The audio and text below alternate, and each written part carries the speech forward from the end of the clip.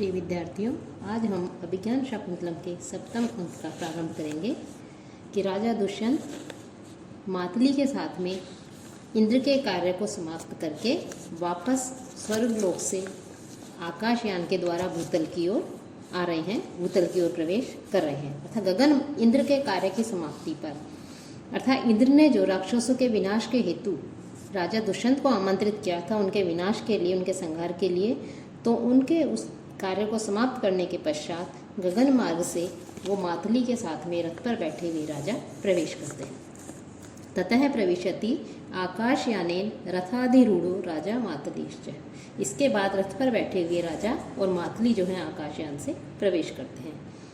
तब राजा कहता है कि मातले, कि हे मातली, अनुष्ठित निदेशो अपि, कि देवराज की मघवत है कि जो देवराज जो इंद्र है उसकी आज्ञा का पालन करने मात्र से ही मैं स्वयं को सत्क्रिया विशेषा, उनके द्वारा विशेष प्रकार का जो सत्कार किया गया उसके अनुपयुक्त सा ही आत्मानम समर्थ्य से मैं मानता हूँ। राजा मातली से कह रहे हैं कि यद्यपि मैंने इंद्र की आज्ञा का पालन किया है, उन्होंने मुझे अपनी सहायता के लिए राक्षसों का संहार करने के लिए बुलाया और मैंने वहाँ जाकर के जो है राक्षसों का संहार किया, कार्य किया, अपने कर्तव्य का पालन किया, इंद्र की आज्ञा का पालन किया। लेकिन इसके बदले में उन्होंने जो मेरा बहुत अधिक सम्मान किया, मुझे जो विशेष सम्मान प्रदान किया, उस सम्मान के योग्य मैं अपने आप को नहीं मानता हूँ। मातली सस्मितम मुस्कुराते हुए कहता है, आयुष्मान उभयम अपि अपरितोषम समर्थ्य से, कि आप दोनों ही असंतोष से ग्रस्त हैं।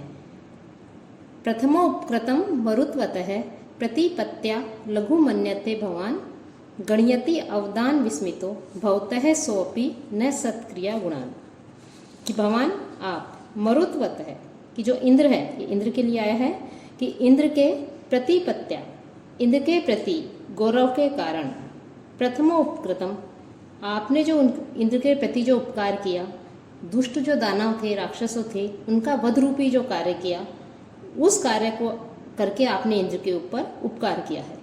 लेकिन उस उपकार को आप लघु मन्यते, आप जो है तुच्छ समझते हैं, कि अपने द्वारा किए गए राक्षसों के संहार रूपी जो उपकार किया है आपने इंद्र के प्रति, उस उपकार को आप तुच्छ समझ रहे हैं। और जो राजा इंद्र है वह भी अवदान विस्मित है, वह इंद्र भी आपके निस्वार्थ जो आपने सहयोग दिया है, निस्वार्थ सहयोग रूपी जो कार्य है, उस कार्य से विस्मित है, आश्चर्यचकित होकर के वह इंद्र भी सत्क्रिया गुणान न गण्यति, सत्कार के महत्व को जो है नहीं गिन रहा है। कि जैसे ही राजा कहता है कि मैंने तो अपने कर्तव्य का पालन किया, लेकिन इंद्र ने जो मुझे विशेष सम्मान प्रदान किया, मैं उस सम्मान के अपने आप को योग्य नहीं मानता। तब मातली कहता है राजा दुष्यंत से कि वस्तुतः आप दोनों ही कैसे हैं, असंतोष से ग्रस्त हैं, कि इंद्र और आप दोनों ही असंतोष से युक्त हैं, क्योंकि आपने दुष्ट दानवों का वध करके इंद्र का जो बहुत अधिक उपकार किया है, लेकिन उस उपकार रूपी कार्य को करके अभी आप उस कार्य को तुच्छ समझ रहे हैं, तुच्छ मान रहे हैं, और आप ये सोच रहे हैं कि मैंने इस प्रकार का कोई इतना बड़ा महत्वपूर्ण कार्य नहीं किया है। इस तरह आपको स्वयं असंतोष है कि मैंने इतना बड़ा कार्य नहीं किया है जिसके लिए इंद्र ने मुझे इतना अधिक सम्मान प्रदान किया। और दूसरी ओर आपके निस्वार्थ सहयोग को देखकर इंद्र ने जो आपका सत्कार किया है और आपके प्रति जो नम्रता, अभिमान रहितता अर्थात निरभिमानशीलता आदि गुणों का जो प्रदर्शन किया है, वो उसे आपके प्रति तुच्छ मान रहे हैं। अर्थात इंद्र भी आपके प्रति जो उन्होंने अपना सत्कार दर्शाया है, वो सत्कार जो है, उस सत्कार से पूर्णतया संतुष्ट नहीं है। अर्थात उनकी दृष्टि में आप तो उससे भी अधिक सम्मान प्राप्त करने के अधिकारी हैं। तब राजा कहता है, मातले माँ मैं वो, कि ऐसा न कहो, स खलु मनोरथानाम अप्य भूमि विसर्जना अवसर सत्कार है, कि मेरी विदाई के समय, कि राक्षसों का संहार करने के पश्चात जब मैंने उनसे आज्ञा प्राप्त की वापस आने के लिए, तो मेरे विदाई के अवसर पर इंद्र के द्वारा जो किया गया जो सत्कार था, वो मेरे कल्पना से भी परे की वस्तु थी। अर्थात मैं सोच भी नहीं सकता था, मैं उसकी कल्पना भी नहीं कर सकता था कि इंद्र के द्वारा मेरा इतना अधिक सम्मान या सत्कार किया जाएगा। कैसे? क्योंकि मम ही दिवोकसाम समक्षम अर्धासनो उपवेशितस्य, क्योंकि उस इंद्र के द्वारा अन्य जो देवता लोग उपस्थित थे उन देवताओं के सामने ही मुझे अपने आधे स्थान पर बिठाया गया।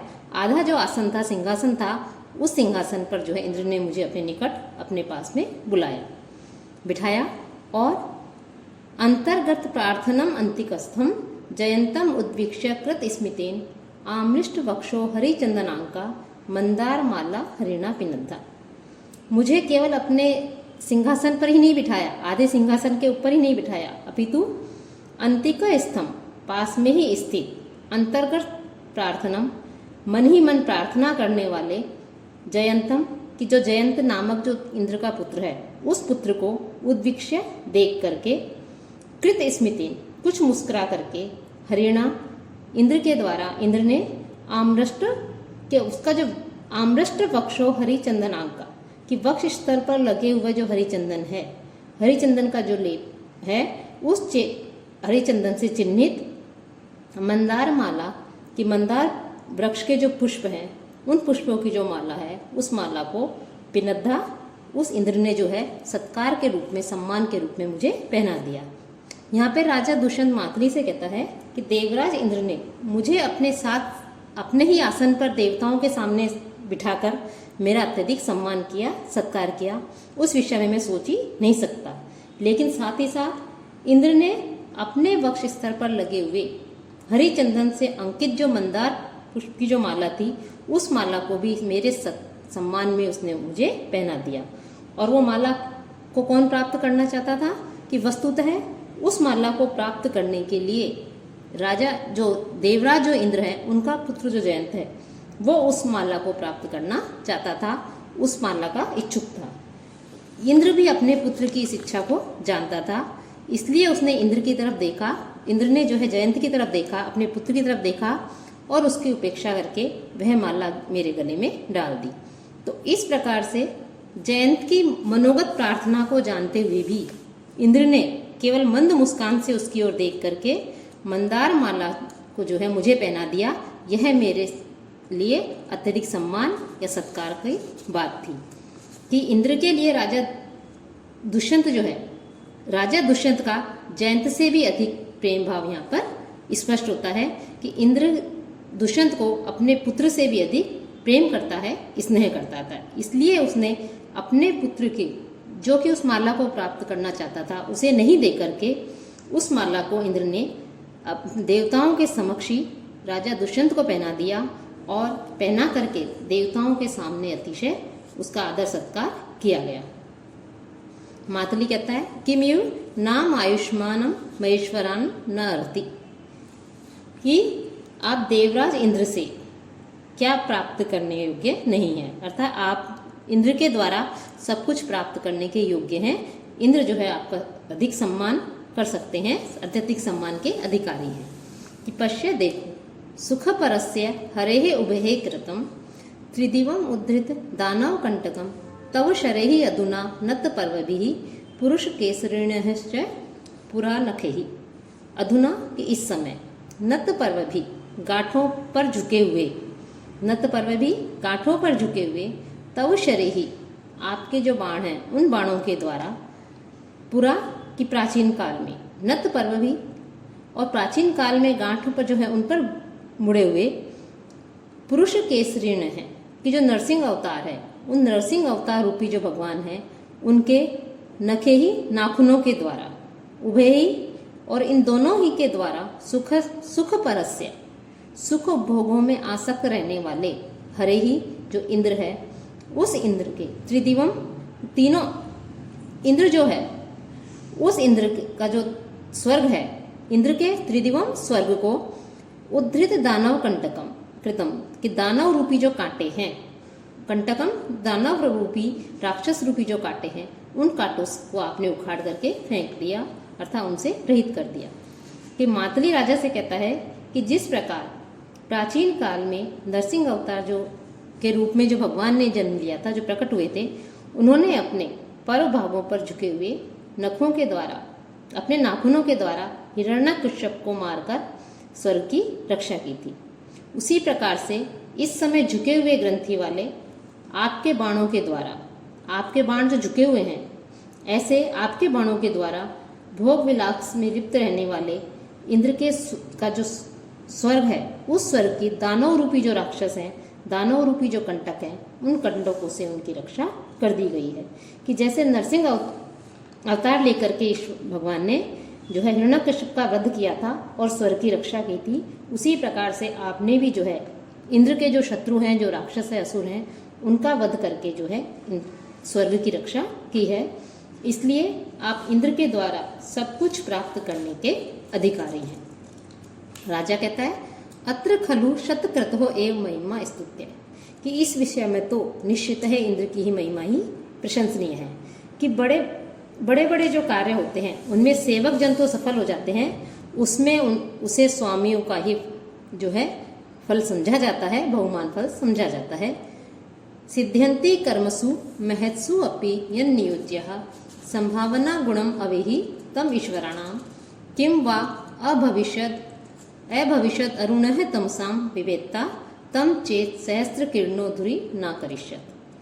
कि महत्सु अपि कर्मसु नियोज्य, कि महत्सु अपि कर्मसु, कि बड़े बड़े कार्यों में नियोज्या कि नियुक्त जो सेवक जन होते हैं, यत् सिद्ध्यन्ति वो जो सफल हो जाते हैं, अपने अपने कार्यों को जो करने में वो सफल होते हैं, तम उसे ईश्वराणाम उसे उनके जो स्वामी हैं उन स्वामियों का ही संभावना गुणम अवेहि स्वामियों का ही फल समझे, स्वामियों का ही गौरव प्रदान का फल है।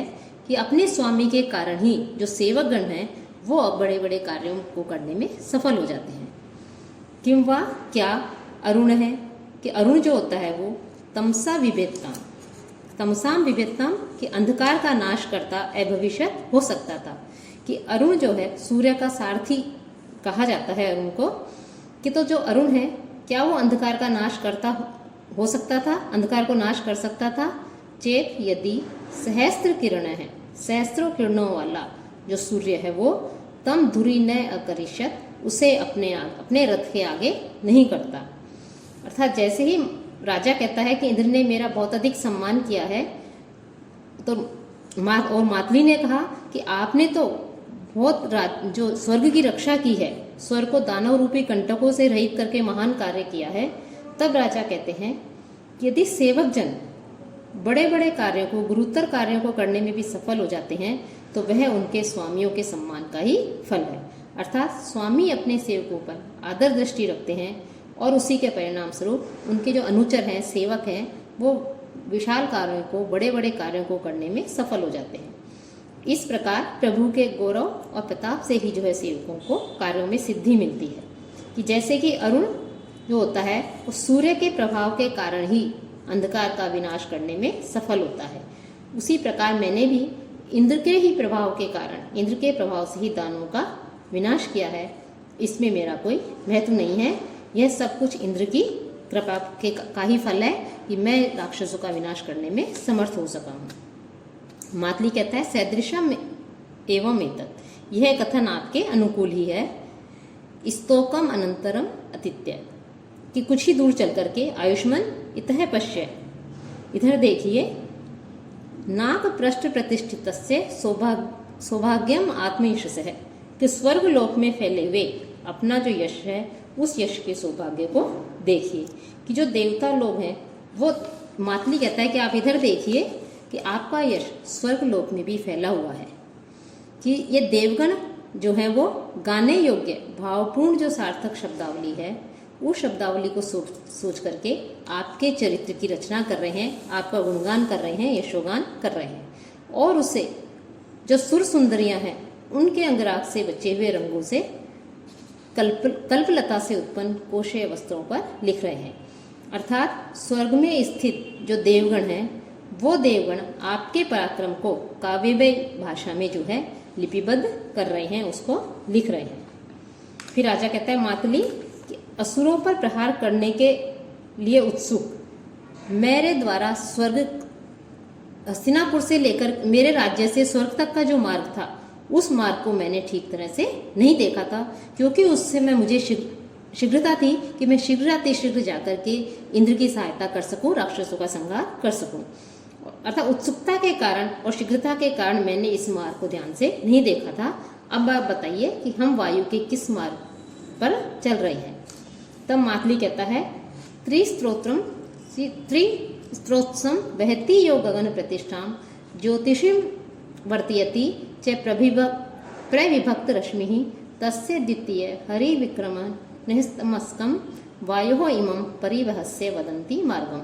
अब छठे श्लोक में वो मातली जो होता है वो कहता है कि यह कि जो गगन प्रतिष्ठा, गगन में जिसकी प्रतिष्ठा है, स्थित है, अंतरिक्ष में बहने वाली जो त्रिस्रोत्रम जो गंगा है उसको बहती धारण करता है, कि अंतरिक्ष में बहने वाली, अंतरिक्ष में प्रतिष्ठित गंगा को धारण करता है।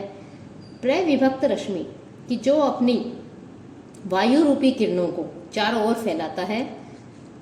ज्योतिषिम कि ध्रुव आदि जो नक्षत्र हैं उन नक्षत्रों को वर्तीय चीज से यथा स्थान उनको घुमाता है। तस्य परिवहस्य वायु, उस परिवह नामक वायु का द्वितीय हरि विक्रम निस्तम कि भगवान विष्णु के द्वितीय चरण न्यास से पवित्र यह जो मार्ग है यह वायु मार्ग कहलाता है। कि जब राजा दुष्यंत ने जिज्ञासा किया, प्रश्न किया कि मैंने इस मार्ग को जाते समय जो है नहीं देख पाया था, तो अब हम किस मार्ग पर चल रहे हैं, तो वो जो मातली होता है वो राजा से कहता है कि यह परिवह नामक वायु का मार्ग है। यही मार्ग अंतरिक्ष में जो प्रवाहमान प्रतिष्ठित जो गंगा है उसको धारण करता है। यही अपनी वायु रूपी किरणों को चारों ओर फैलाता है और यही मार्ग जो है ध्रुवादि नक्षत्रों को यथा स्थान पर घुमाता है। कि जब भगवान विष्णु ने वामन का अवतार लिया था और वामन का अवतार लेकर के उन्होंने उनका जो द्वितीय चरण था उस द्वितीय चरण से इस समस्त अंतरिक्ष जो लोक है इस अंतरिक्ष को नापा था, तो तब यही वायु मार्ग उनके पादन्यास से अर्थात उनके पैर रखने से ये जो वायु मार्ग है ये जो है ये पवित्र हुआ था। कि वामन अवतार के रूप में उन्होंने जो द्वितीय चरण रखा था उससे जो है यह वायु मार्ग, यह गंगा का भी प्रवाह मार्ग है, यह जो अत्यधिक पवित्र हुआ था। तो इस प्रकार से यह परिवह नामक वायु का मार्ग है। कि वायु के 7 मार्ग माने गए हैं, आवह, प्रवह, उद्वह, संवह, परिवह, परावह तथा विवह। हिंदू शास्त्रों की मान्यता के अनुसार भी अंतरिक्ष 7 भागों में विभक्त किया गया है और प्रत्येक भाग एक एक वायु के अधिकार क्षेत्र में है, अधिकार में है। कि परिवह नामक वायु में सप्तर्षि, आकाशगंगा आदि आते हैं, कि जिसका वर्णन यहाँ पर ये जो मातली है वो राजा से कर रहे हैं। और द्वितीय परिवह है अर्थात द्वितीय चरण को रखने से, कि जब वामन रूपधारी भगवान विष्णु जिस त्रिलोक को नाप रहे थे तो उनका एक पैर आकाश में परिवह नामक वायु के क्षेत्र में भी पड़ा था। भगवान के पैर पड़ने से परिवह नामक वायु का क्षेत्र जो है वो अत्यधिक पवित्र हो गया और पाप विहीन हो गया, पाप से रहित हो गया।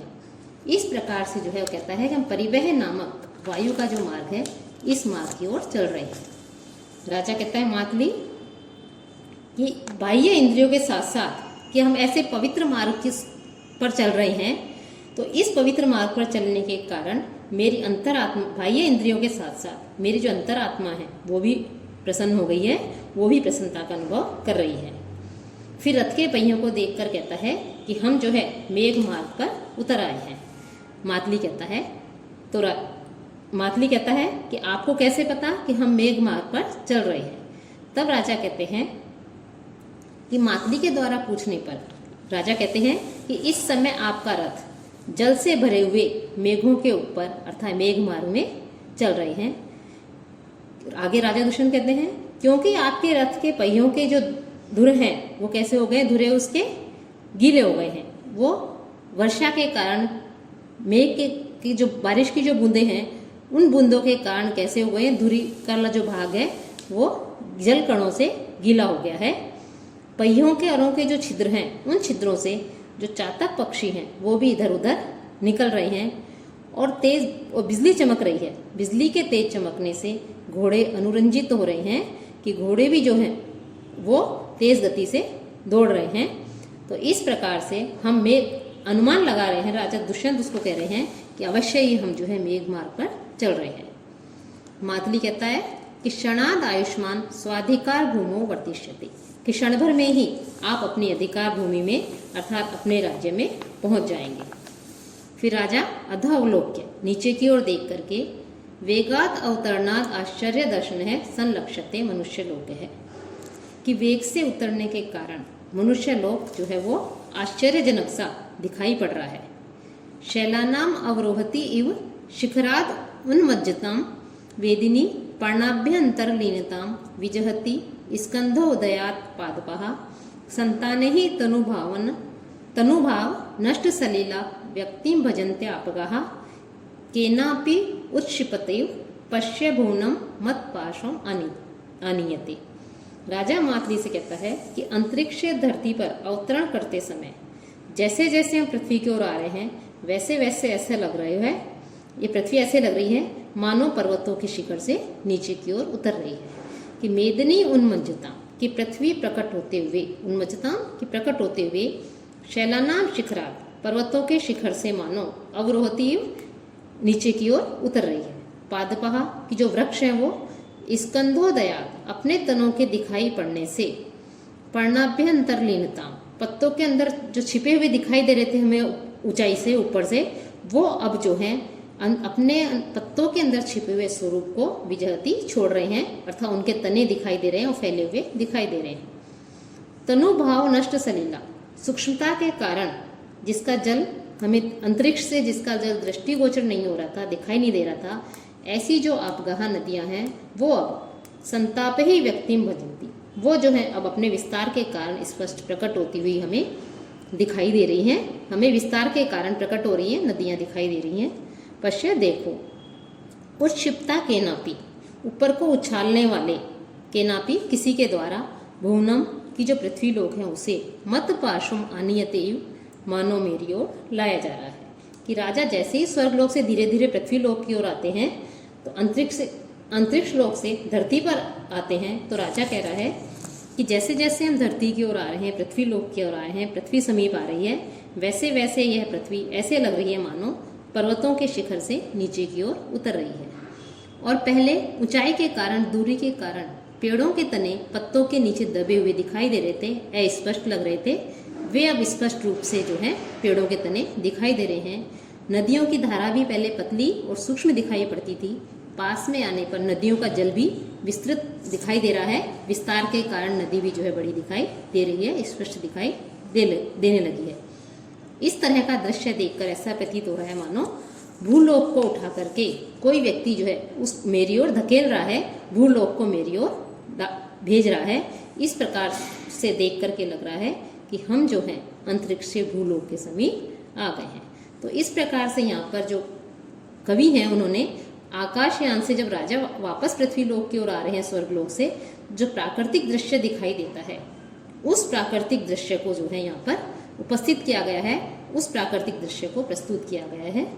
इस प्रकार से यह वर्णन जो है अत्यधिक जो कवि हैं, जो लेखक हैं, उनके प्रकृति वर्णन की जो कल्पना शक्ति थी, उस कल्पना शक्ति का श्रेष्ठ उदाहरण माना जा सकता है। तब मातली कहता है साधु दृष्टम, आपने ठीक देखा, स बहुमानम अवलोक्य, विशेष आदर के साथ देख करके, अहो उदार रमणीय पृथ्वी, कि यह पृथ्वी विशाल और रमणीय है। राजा कहता है कि हे मातली, पूर्व और पश्चिम के जो समुद्र हैं उन समुद्रों तक फैला हुआ स्वर्ग की धारा फैलाने वाला जैसा संध्याकालीन मेघों की दीवार होती है, अर्गला होती है, उसके समान यह कौन सा पर्वत दिखाई देता है। अर्थात उन्हें एक पर्वत दिखाई देता है राजा को उतरते समय, तो कह रहे हैं कौन सा पर्वत दिखाई दे रहा है। तब मातली कहता है आयुष्मान, यह जो है कौन सा पर्वत है, हेमकूट नामक किन्नरों का पर्वत है और तप की पूर्ण सिद्धि प्राप्त करने के लिए यह उपयुक्त स्थान है। फिर कहता है पश्य देखो, 9वें श्लोक में कहता है स्वयंभुव भुवान मरीचि यह प्रबभू प्रजापति सुर असुर गुरु स अत्र स पत्नी कह तपस्यति। स्वयंभुवात मरीचि, ब्रह्मा के जो स्वयंभू हैं, मानस पुत्र हैं, ऐसे मरीचि है, महर्षि मरीचि से यह प्रजापति की जो प्रजा सृष्टा मारीच या जो कश्यप जो हैं वो प्रबभुव उत्पन्न हुए हैं। सुरासुर गुरु, सुर असुर देवताओं और असुरों के जो गुरु हैं, उनके जो पिता हैं वो स वो अत्र यहाँ पर स पत्नी कह, अपनी पत्नी कि देवों की जो पत्नी अदिति है उसके साथ में तपस्यति या तपस्या करते हैं, तप करते हैं। कि हेमकूट पर्वत के विषय में पूछने पर मातली राजा से कहते हैं कि ब्रह्मा के जो मानस पुत्र मरीचित थे उनसे प्रजापति महर्षि मारीच या कश्यप उत्पन्न हुए हैं, और वे ही कश्यप जो है असुरों और देवताओं के जनक माने जाते हैं। वे अपनी पत्नी अर्थात देवताओं की माता जो अदिति है उनके साथ में यहाँ पर तपस्या कर रहे हैं, यहाँ तप कर रहे हैं। तो इस प्रकार जो यहाँ पर जो है मारीच जो है उनसे सुर असुरों की उत्पत्ति बताई गई है, और अदिति को देवों की माता माना गया है कि वो जो है देवताओं की माता है। राजा कहता है कि ये यदि ऐसा है कि ये पवित्र आश्रम है तो हम इस आश्रम का उल्लंघन नहीं कर सकते, हमें इसका उल्लंघन नहीं करना चाहिए। कि प्रदक्षिणी कृत्य भगवंतम गंतुम इच्छामि, कि मैं भगवान जो मारीच हैं उनकी प्रदक्षिणा करके ही जाना चाहता हूँ। मातली कहता है प्रथम है कल्प है कि आपका श्रेष्ठ विचार है, हम उनका दर्शन करके ही चलेंगे। नाट्येन अवतीर्णो, ऐसा कह करके दोनों जो हैं उतरने का अभिनय करते हैं। राजा सविस्मय आश्चर्य के साथ में उपोड़ शब्दा न रथांग निमय है प्रवर्तमानम न च दृश्यते रज है अभूत स्पर्शतया अनिरुद्ध है तव अवतीर्ण अपि रथो न लक्ष्यते। कि अभूतल स्पर्शतया, पृथ्वी का स्पर्श न होने के कारण रथांग निमय है, रथ के पहियों के जो प्रांत हैं, जो धुर हैं, प्रांत भाग जो हैं धुर हैं, उन्होंने उपोड़ शब्द कि उपोड़ शब्दा ने शब्दों को प्रवर्ध नहीं किया, अर्थात उन्होंने कोई शब्द नहीं किया। रजहच है, और जो धूल है वो धूली भी प्रवर्तमानम न दृश्यते, उड़ती हुई दिखाई नहीं दी। अनिरुद्ध है, और लगाम ने खींचने से तव रथ है, तुम्हारा जो रथ है वो अवतीर्ण है अपि, भूमि पर उतरा हुआ भी न लक्ष्यते, प्रतीत नहीं होता है। कि जैसे राजा मातली से कहता है कि यद्यपि तुम्हारा रथ जो है अब भूमि पर उतर गया है, पृथ्वी पर उतर गया है, लेकिन पृथ्वी का स्पर्श न करने के कारण तुम्हारे रथ के धुरों से जो शब्द होना चाहिए था वह नहीं हो रहा है। कि पृथ्वी का स्पर्श करने पर जब किसी वाहन को, किसी यान को रोका जाएगा तो एक आवाज होती है, शब्द होता है, लेकिन कह रहा है कि रथ के धुरों से जो शब्द होना चाहिए था वो शब्द नहीं हो रहा, और रथ के चलने से जो धूली मिट्टी जो उड़ती है वो भी उड़ती हुई दिखाई नहीं पड़ रही है। यह रथ जो है धरती पर उतर गया है। और यद्यपि ये तुमने घोड़ों की लगाम नहीं खींची है, लेकिन फिर भी यह लगाम खींचने का तात्पर्य है कि उसको रोकना, तो लगाम नहीं खींचने से भी यह उतरा हुआ प्रतीत हो रहा है। अर्थात यह जो रथ है यह देवरथ है, और सामान्य रथों की अपेक्षा यह रथ कैसा है, विशिष्ट कोटि का है, विशेष प्रकार का है। तो यह रथ की विशेषता का वर्णन किया गया है। तब मातली कहता है कि यह जो है इंद्र के और आपके रथ में यही अंतर है। फिर राजा कहता है मातले कतमस्मिन प्रदेशे मारीच आश्रम, कि मारीच ऋषि का आश्रम कहाँ है। तब मातली जो है वो संकेत से उन्हें मातली ऋषि का आश्रम बताता है। कि आगे के व्याख्यान में देखेंगे कि राजा वहाँ उस आश्रम में जाता है और वहाँ उसका सर्वप्रथम राजा का जो पुत्र होता है उस पुत्र को राजा देखता है, उससे उसका मिलन होता है सर्वदमन से।